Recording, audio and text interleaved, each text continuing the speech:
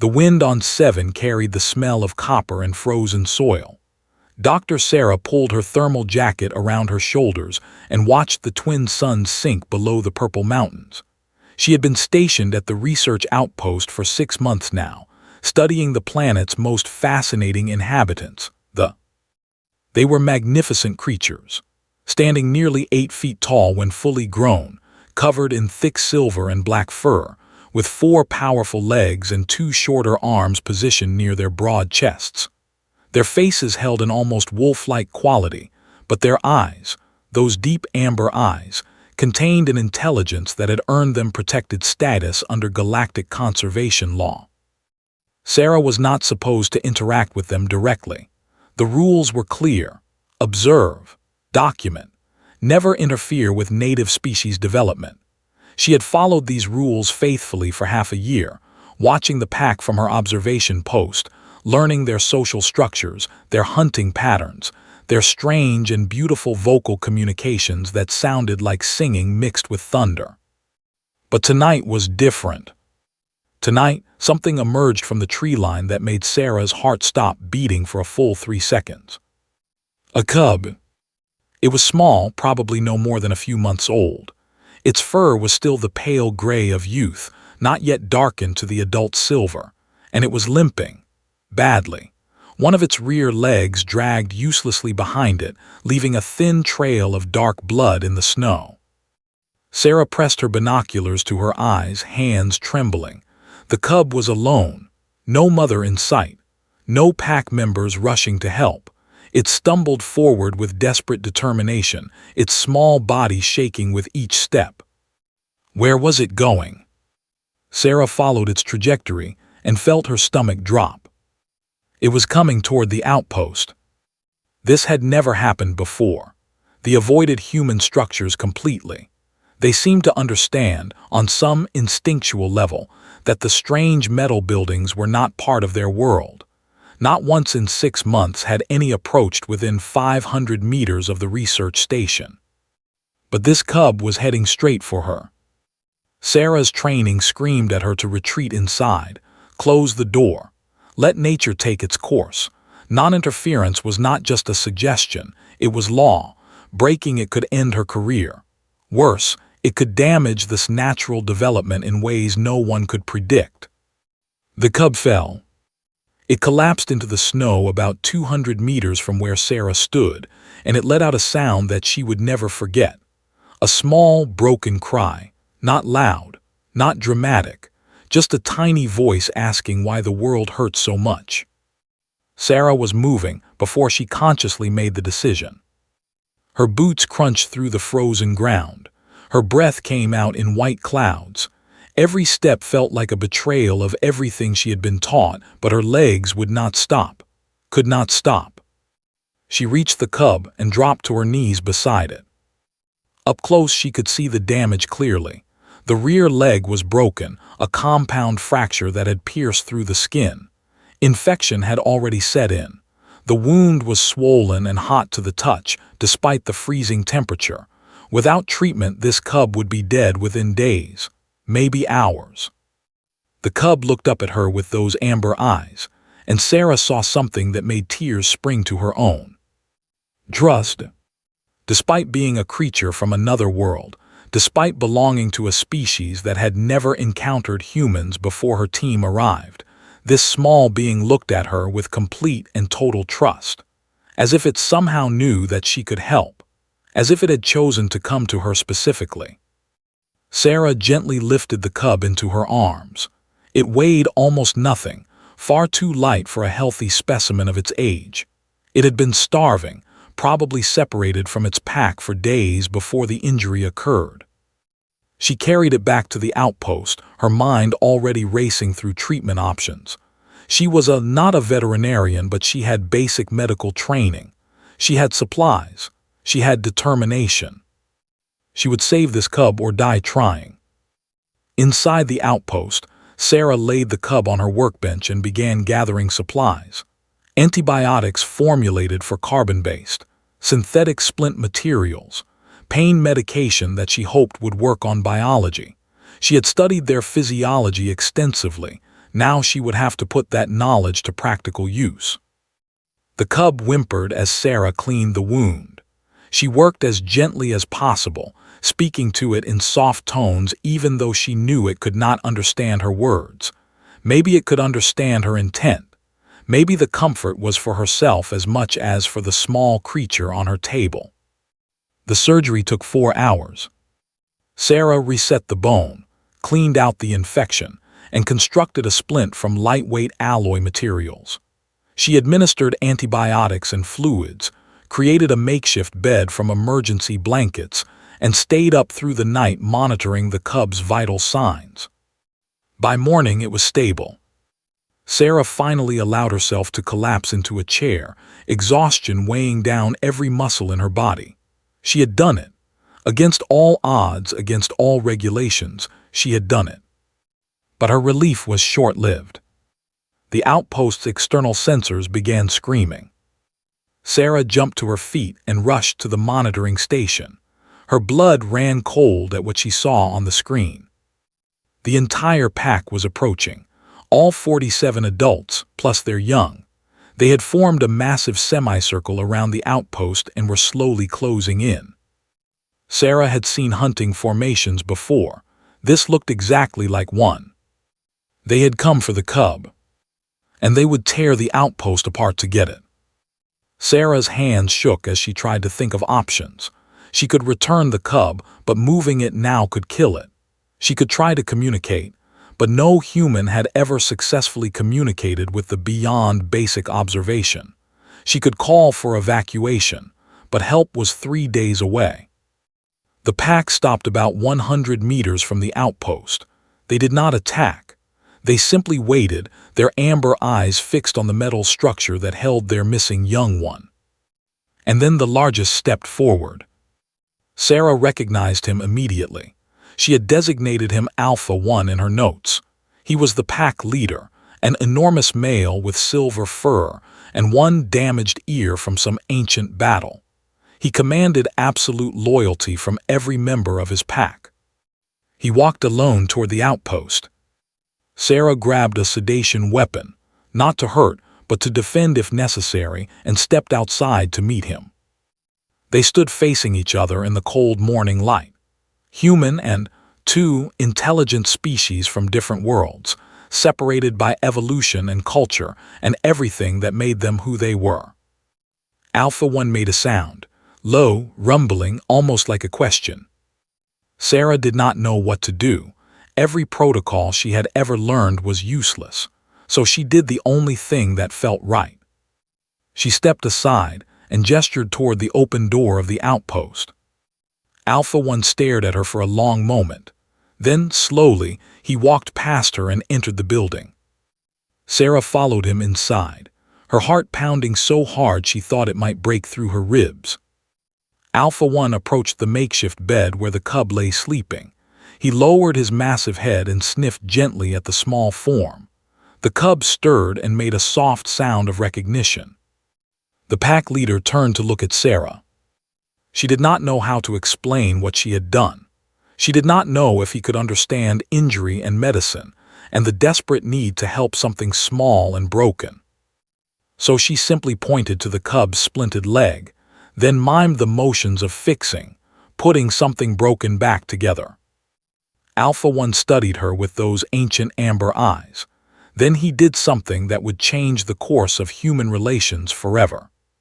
He bowed his head. It was not a submissive gesture. Sarah had watched enough behavior to know that. It was something else entirely. Acknowledgement, respect, gratitude. Alpha 1 turned and walked back outside. He rejoined his pack and made a series of complex vocalizations. Sarah watched on the monitors as the hunting formation dissolved.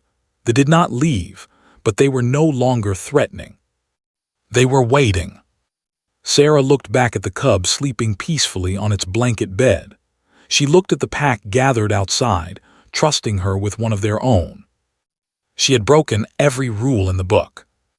And somehow she had made first contact. The next 3 weeks were the most exhausting of Sarah's life. She slept in short intervals between checking on the cub, which she had privately named Myra. The young recovered with remarkable speed, its alien physiology responding well to the treatments Sarah had devised. The pack remained nearby throughout the recovery. They had established a temporary camp about 200 meters from the outpost, close enough to watch, far enough to not threaten. Every day, different pack members would approach the boundary and observe Sarah's activities through the windows. She began leaving food for them. Not much, just some of the protein supplements from her rations, which she hoped would not upset their digestive systems. They accepted these offerings with what Sarah interpreted as cautious appreciation.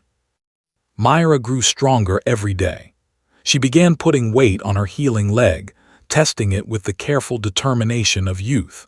She also grew more attached to Sarah, following her around the outpost with clumsy enthusiasm, making small chirping sounds that seemed to express happiness. Sarah knew she could not keep the cub forever. Myra belonged with her pack, not in a research station, but the thought of letting her go created an ache in Sarah's chest that surprised her with its intensity. On the 18th day, something unexpected happened. A ship arrived. Sarah had reported the incident immediately after Alpha One's visit, knowing that the consequences would be severe. Non-interference violations were handled by the Galactic Research Council, and they did not take kindly to scientists who broke protocol. The ship landed about a kilometer from the outpost, and 3 figures disembarked. Sarah recognized the uniforms immediately, council investigators. Her career was over. She met them at the outpost door, Myra hiding behind her legs like a child seeking protection from strangers. The lead investigator was a tall woman with gray hair and cold eyes. Her name tag read Director. The questioning lasted for hours. Sarah told them everything: the injured cub, the surgery, the pack's response, the weeks of recovery. She did not try to justify her actions or beg for leniency. She simply stated the facts and accepted whatever judgment would come. Director listened without expression. When Sarah finished, the director stood and walked to the window, looking out at the pack still gathered in the distance. Then she asked a question that Sarah did not expect. She asked Sarah what happened when she tried to return the cub to its pack.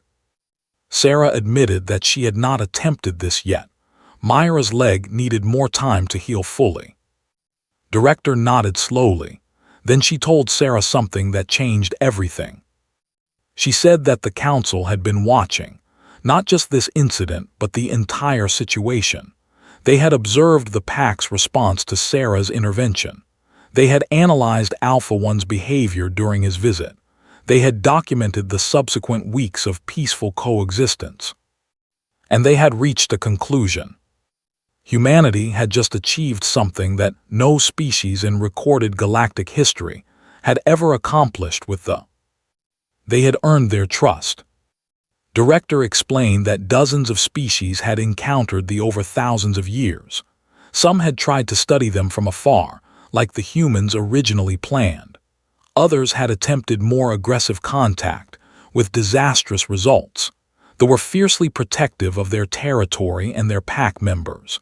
They had killed or driven away every species that tried to approach them. Until now. Until a single human woman chose compassion over protocol. Director told Sarah that her career was not over, far from it. The council wanted to establish a new type of research program, one focused on building relationships rather than maintaining distance. They wanted Sarah to lead it. But first, she had to do something important. She had to return Myra to her pack. Sarah felt the weight of the moment as she carried the cub outside for the first time in 3 weeks. Myra squirmed with excitement, recognizing the sense of her home world, sensing the presence of her pack nearby. They watched as Sarah walked slowly toward them. Alpha One stepped forward from the group, meeting her halfway. Sarah knelt and set Myra gently on the ground. The cub stood on 4 steady legs, the broken one now healed, bearing weight without pain. Myra looked up at Sarah and made a soft sound. Then she bounded toward Alpha One, jumping and chirping with the pure joy of reunion. Alpha One welcomed her with gentle vocalizations, nuzzling the top of her head. Other pack members crowded around, sniffing and touching and celebrating the return of their lost young one. Sarah watched with tears streaming down her face. Then Alpha One raised his head and looked directly at her. He made a sound, deep and resonant and unlike anything Sarah had heard from him before. It sounded like a name. Sarah did not know what it meant exactly, but she understood the intent. She had been given a designation, a place in their understanding of the world. She was no longer just an observer. She was something else entirely. Alpha One turned and led his pack away toward the tree line. But before they disappeared into the forest, he paused and looked back at Sarah one more time. Then he made a different sound, a shorter vocalization accompanied by a gesture of his head. Sarah did not need a translator to understand. It was an invitation. 6 months had passed since Sarah accepted Alpha One's invitation. The research program had grown from her small outpost to a full scientific station, complete with a team of 12 researchers and support staff. But Sarah remained the only human allowed to enter territory directly. The pack had accepted her presence in a way that still amazed the scientific community. She could walk among them, observe their daily activities up close, and even participate in some of their social rituals. Myra had grown considerably and still greeted Sarah with enthusiastic chirps whenever she visited, a bond that the other researchers found both touching and scientifically fascinating. But today was not a day for scientific observation. Today something was wrong. Sarah had noticed the signs over the past week. The pack had become restless, their usual hunting patterns disrupted. Alpha One spent long hours standing at the edge of the territory, staring toward the distant mountains with what Sarah could only describe as worry. She had tried to understand what was bothering them, but the communication barrier remained significant despite months of progress. She had learned to recognize dozens of their vocalizations and gestures, but complex concepts still eluded translation. Then the scouts returned. 3 young came running from the mountain pass, their voices raised in alarm.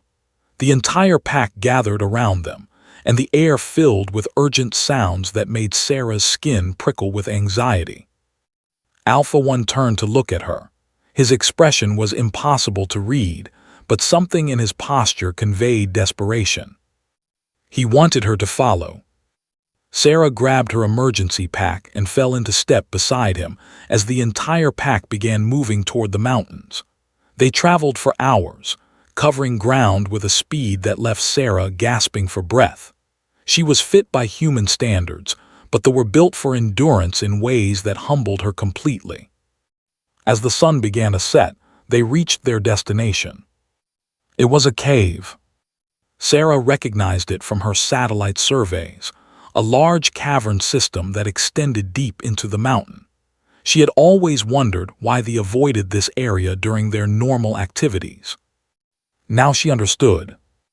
This was their birthing place. Inside the cave entrance, Sarah saw them.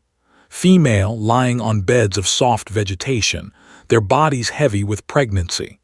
There were 7 of them, attended by older females who moved between them with obvious concern. And in the center of the group lay the source of the pack's distress. She was young, probably experiencing her first pregnancy. Her fur was darker than most, almost black, and her amber eyes were clouded with pain. She was having difficulty. Even Sarah's untrained eye could see that something was seriously wrong. One of the attending females approached Alpha One and made a series of sounds that needed no translation. The young mother was dying, and her cub was dying with her. Alpha One turned to Sarah. He made the sound that she had come to recognize as her name. Then he made a gesture that stopped her heart. He bowed his head. The same gesture he had made when she saved Myra, the gesture of acknowledgement and respect. But this time it was also a plea. Sarah felt the weight of an entire species pressing down on her shoulders. These creatures had no doctors, no medical technology, no way to intervene when biology turned against them. They accepted death as part of life, as most species did throughout the galaxy. But Alpha One had seen something different. He had watched Sarah bring Myra back from the edge of death. He had observed her methods, her determination, her refusal to accept the inevitable. And now he was asking her to do it again. Sarah moved toward the suffering female, her mind racing through everything she knew about reproductive biology. It was limited. Pregnancy had been difficult to study from a distance, and the birthing caves had always been off-limits. She would have to figure this out in real time. The young mother whimpered as Sarah approached. Her body was rigid with pain, muscles clenched in a way that spoke of hours of unproductive labor. Sarah gently placed her hands on the swollen belly and felt for the position of the cub inside. Her heart sank. The cub was turned wrong. In human terms, it would be called a breech presentation, the baby positioned to emerge tail first rather than head first. On Earth, this was manageable with modern medicine. Here, in a cave on an alien world with no equipment and no support, it was a death sentence for both mother and child. Unless Sarah could do something about it. She thought about her options. She had basic supplies in her emergency pack: pain medication, antibiotics, surgical tools designed for field emergencies. Nothing designed for this situation, but maybe enough to improvise. Sarah had never delivered a baby before, human or otherwise. But she had once watched her grandmother deliver a calf on the family farm. It had been turned wrong too, and her grandmother had reached inside and physically repositioned the baby to allow for safe delivery. The memory felt like a message from across the years. Sarah explained what she intended to do through gestures and sounds, trying to convey that it would be painful but necessary. She did not know how much the young mother understood, but the female seemed to grasp enough. She went still, her eyes fixed on Sarah with that same trust that Myra had shown all those months ago. The procedure was brutal. Sarah worked by the light of small bioluminescent organisms that lived in the cave walls. Her hands were slick with fluids she could not identify, her arms aching from the strain of working blind inside an alien body. The young mother screamed, a sound that would haunt Sarah's dreams for years to come. But she did not give up. Slowly, impossibly, Sarah managed to turn the cub. She felt the moment when it shifted into the correct position, and she nearly wept with relief. The birth followed quickly after that. The young mother's body knew what to do once the obstacle was removed. Within minutes, a small wet form slid into Sarah's waiting hands. It was not breathing. Sarah cleared its airways, rubbing its chest with gentle pressure, trying to stimulate the response that would mean life. The cub remained limp and still. No, not like this, not after everything. Sarah tilted the tiny head back, positioned her mouth over its small face and breathed. Once, twice, 3 times. The cub coughed. Then it screamed, a thin, reedy cry that echoed through the cave and made every present freeze in astonishment. Sarah placed the newborn against its mother's chest and stepped back, her entire body shaking with exhaustion and emotion. The young mother curled around her cub, making soft sounds of wonder and disbelief. She had expected to die, they all had. And then the strange 2-legged creature had done the impossible. Sarah became aware of movement around her. The other pregnant females were watching, their eyes wide. The attending females had gathered in a tight group, their voices raised in sounds that Sarah had never heard before, something between singing and crying. Alpha One approached her. He did not bow this time. Instead, he did something that left Sarah speechless. He pressed his forehead against hers.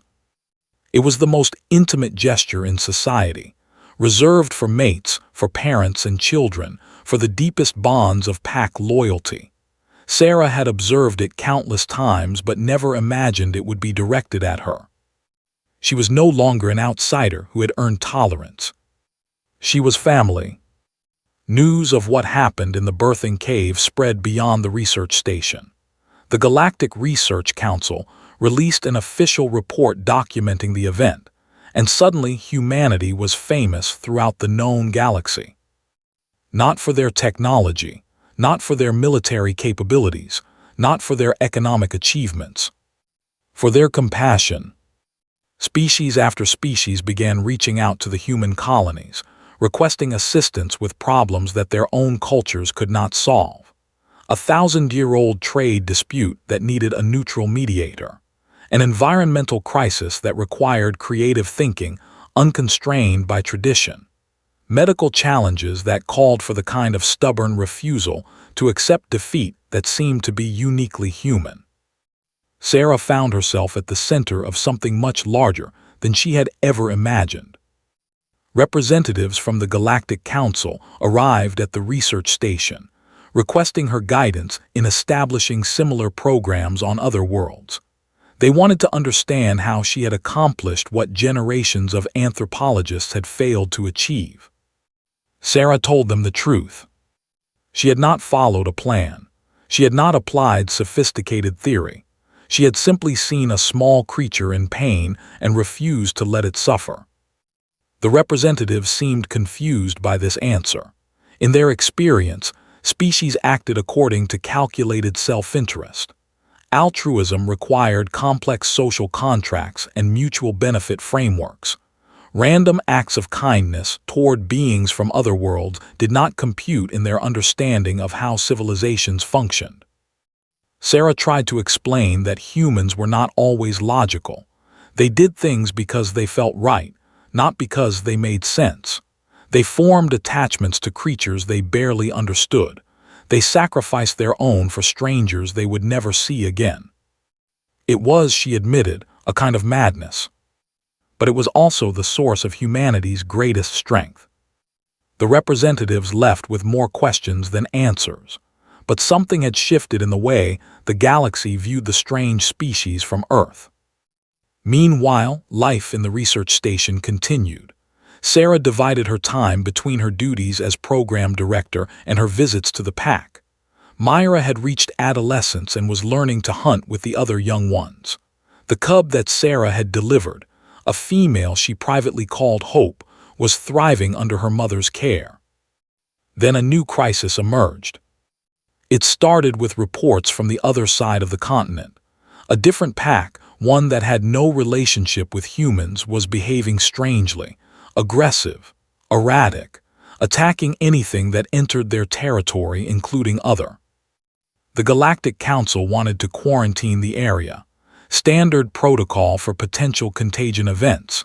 Seal the borders, observe from a distance, let nature take its course. Sarah refused to accept this. She traveled to the affected region against orders, accompanied only by her basic equipment and her stubborn human conviction that something could be done.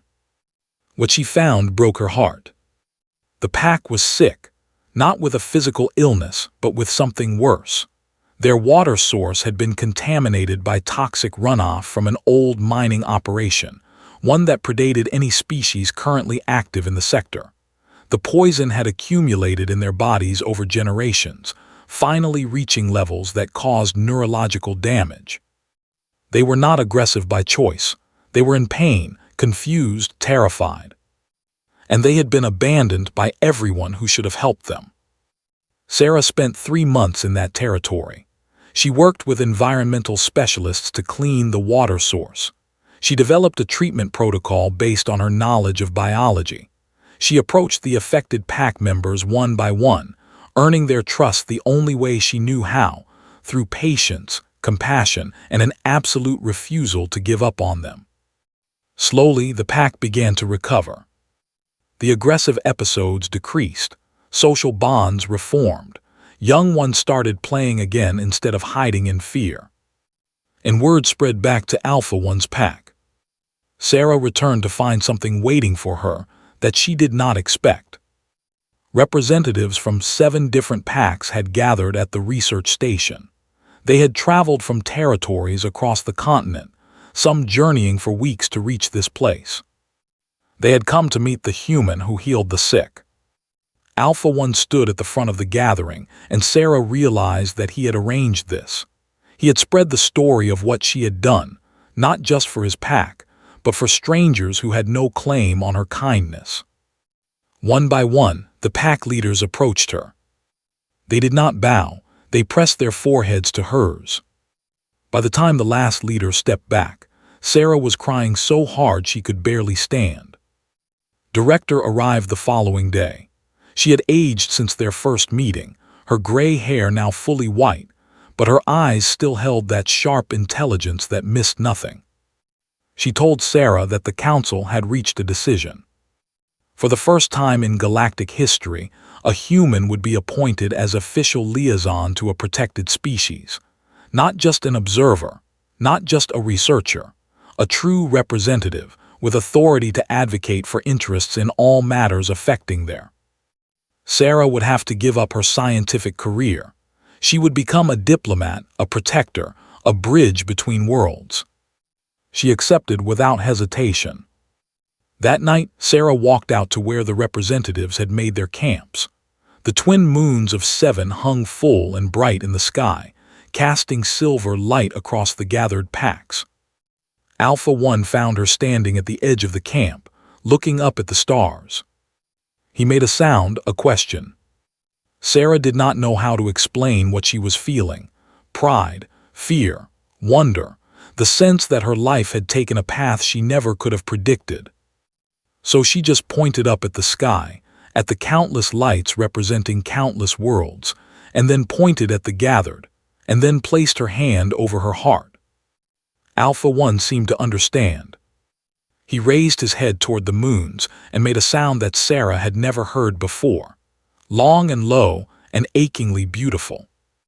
Then one by one, the other joined him. The song filled the night, dozens of voices raised in harmony, creating a sound that resonated in Sarah's bones. She did not know the words if there were words. She did not know the meaning if meaning could capture what was happening. But she knew, with absolute certainty, that she was home. 5 years had transformed 7 from an isolated research outpost into a symbol of cooperation.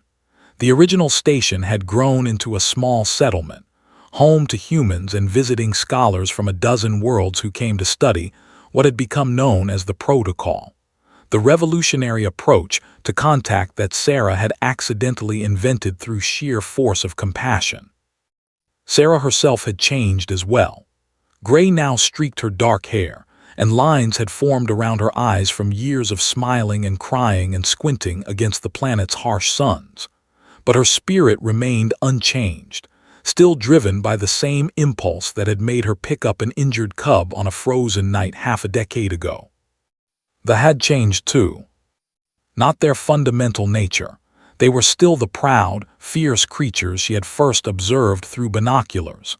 But their relationship with the galaxy had shifted in ways no one had predicted. Other species had begun making pilgrimages to 7, seeking to establish their own bonds with the. Some came with gifts, others with promises, a few with demands.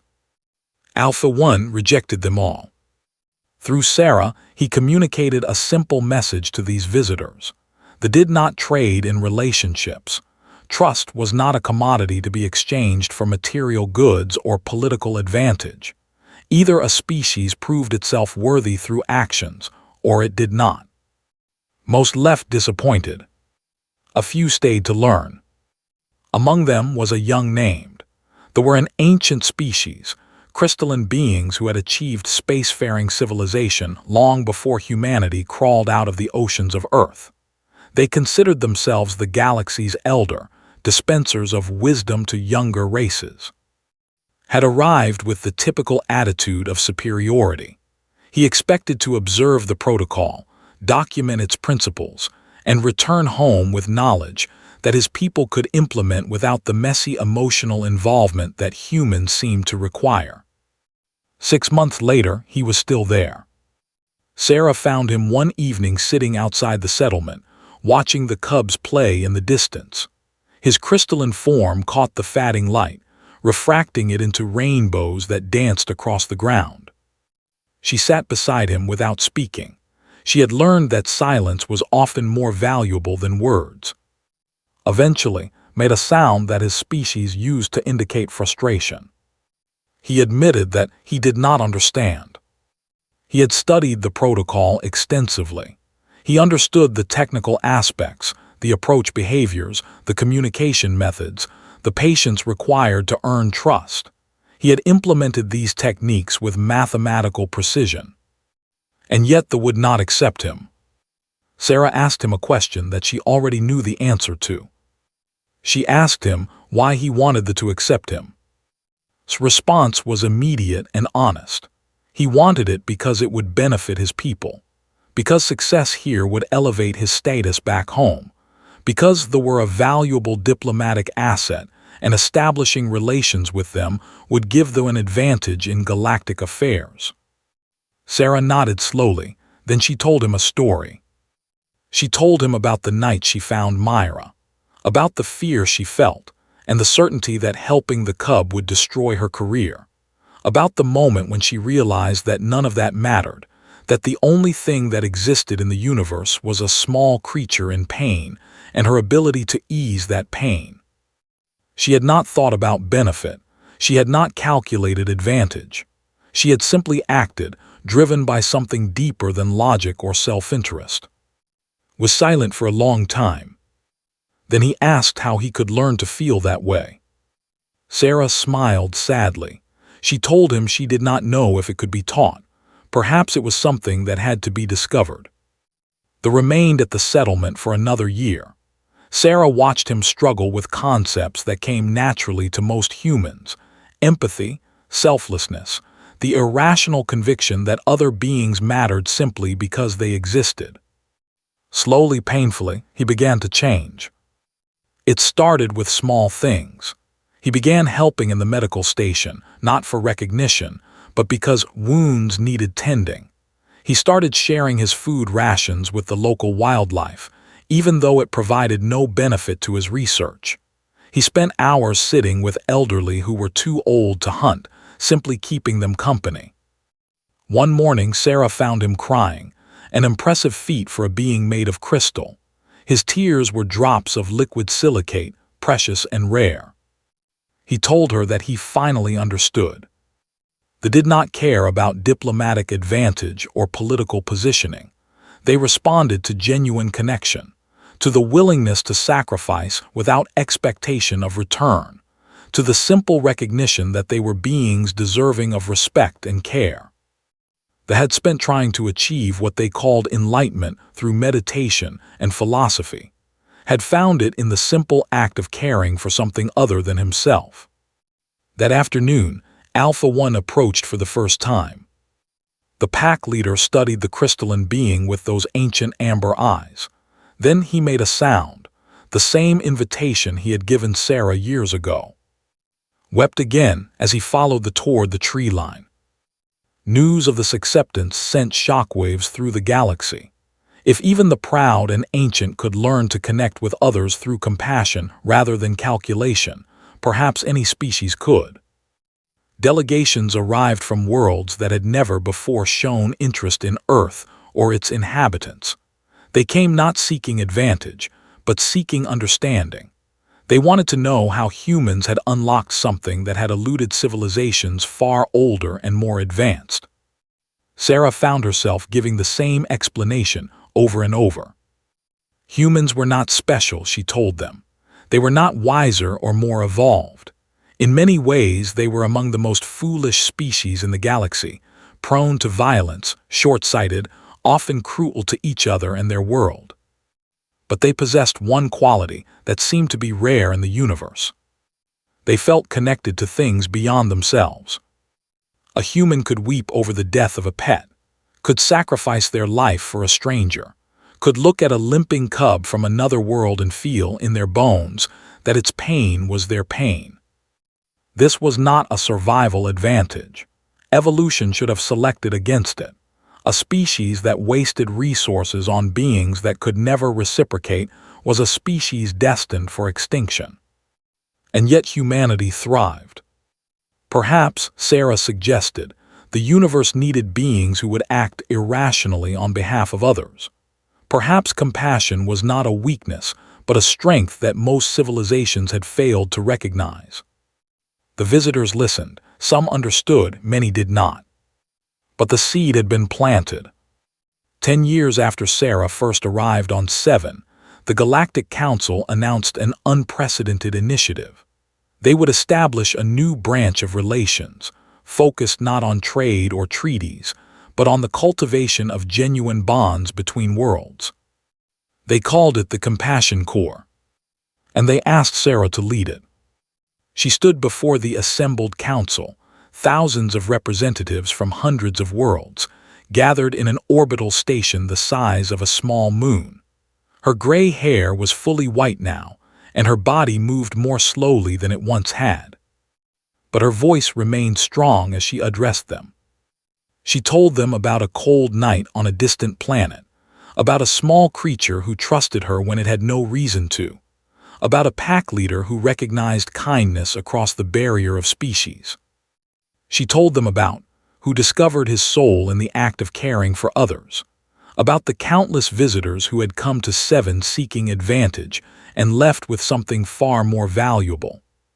She told them that the galaxy was not lacking in intelligence or technology or resources. What it lacked was connection. Beings looked at each other across the void and saw only difference. They calculated costs and benefits, weighed advantages and risks, and wondered why they felt so alone despite being surrounded by trillions of other minds. The answer, Sarah said, was simple. They had forgotten how to love. Not romantic love, not the love of family or tribe, but the deeper love that recognized the inherent worth of all conscious beings. The love that moved a woman to save a wounded cub. The love that made an ancient crystal being weep with joy at finally understanding what connection meant. Humans were not the only species capable of this love, but they seemed to be among the few who had not lost it in the climb toward civilization. Perhaps, Sarah concluded, it was time for the galaxy to remember. The chamber was silent when she finished speaking. Then slowly a sound began to build. It started with the human delegates' applause, the way her species expressed approval, but it spread. Other species joined in their own ways, stamping of feet, flashing of colors, harmonious vibrations that resonated through the structure. For the first time in recorded history, the Galactic Council spoke with one voice. They agreed. Sarah returned to Seven as the newly appointed director of the Compassion Corps. She could have stayed in the orbital station, surrounded by luxury and power. Instead, she chose to come home. Alpha One was waiting for her when her shuttle landed. He had aged visibly in the decades since their first meeting. His silver fur was now almost white, and he moved with the careful deliberation of one who felt the weight of years. But his eyes still held that fierce intelligence, that ancient wisdom. Sarah walked toward him slowly, her own body protesting the journey down the ramp. They stood facing each other in the fading light, two old friends who had changed the galaxy together. Alpha One made a sound, low and soft. Sarah recognized it. He was saying her name given to her in that cave so many years ago. It meant something like healer who sees worth. The translator programs had never quite captured the nuance. Sarah smiled and made the responding sound she had practiced thousands of times. His name, the designation she had given him in her heart, though she had never spoken it aloud before. It meant Father of Trust. Alpha One's eyes widened slightly. Then he made a sound that Sarah had never heard before, a deep, rumbling vibration that seemed to express surprise and approval and joy all at once. He pressed his forehead to hers, and Sarah felt tears streaming down her weathered cheeks. They stood that way for a long time, two beings from different worlds, united by something that transcended species and language, and the vast emptiness of space. Around them the pack gathered. Myra was there, now a full adult with cubs of her own. Hope was there, the cub Sarah had delivered in that dark cave, now grown into a strong young female. Dozens of others, some who remembered Sarah's first arrival, others who had only heard the stories.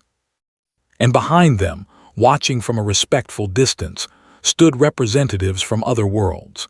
And a dozen more species who had come to Seven seeking what Sarah had found. They began to sing. It was the same song they had sung on the night Sarah had accepted her role as liaison, but it had grown. New voices joined from species who had learned to harmonize. The melody twisted and evolved, incorporating sounds that no single species could produce alone. Sarah closed her eyes and listened to the music of a galaxy learning to care.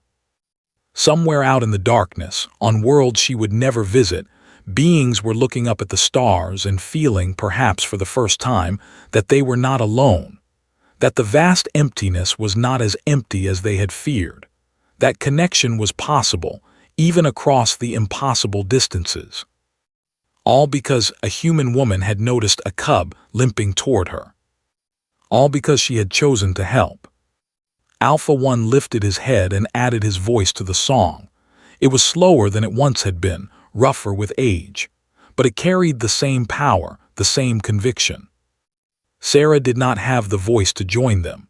Humans could not produce the sounds that made song, but she hummed along, adding her small contribution to the chorus. And the universe, for one perfect moment, felt complete.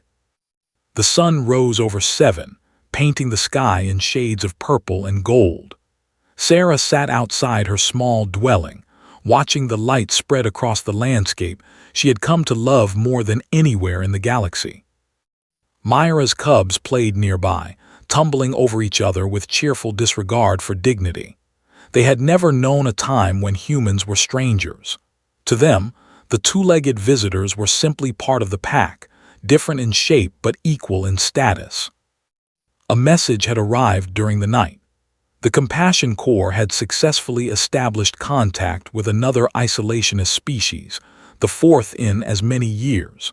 A young human officer had accomplished the breakthrough, following the principles Sarah had developed. The galaxy was changing. Not quickly, not completely. There would always be conflict and misunderstanding, and the failures that came from beings trying to bridge unbridgeable gaps. But the direction had shifted, the momentum had changed. And it had started here, on this cold and beautiful world, with an act of simple kindness. Sarah felt Alpha One's presence before she saw him. He moved quietly these days, conserving his energy. He settled beside her, his great body lowering carefully to the ground. They had done this thousands of times over the years, sat together in companionable silence, watching the world wake up. Alpha One made a soft sound, a question. Sarah nodded. She was thinking about the future, about what would happen when she was gone, when both of them were gone, whether the bonds they had built would survive them.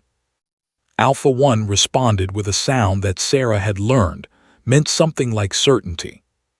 He gestured toward the playing cubs with his head, then toward the distant research station, where humans worked side by side, then up at the sky, where ships from a dozen worlds orbited in peaceful cooperation. The message was clear. What they had started was no longer just theirs. It belonged to everyone who had learned from it. It would continue, grow, spread to places neither of them could imagine. They had planted a seed. The forest would grow long after they had returned to the soil.